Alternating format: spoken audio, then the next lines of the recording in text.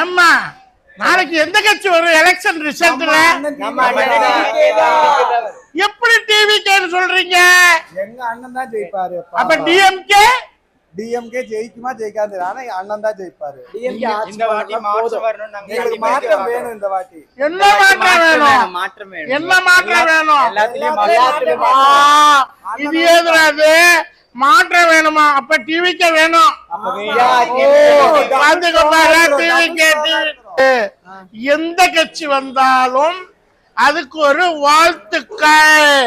Okay, டிவிக்கே படம் பாருங்க. தீவினை கண்டி போலீஸ் ஸ்டோரி, போலீஸ்னா கெத்து படம் பாருங்க.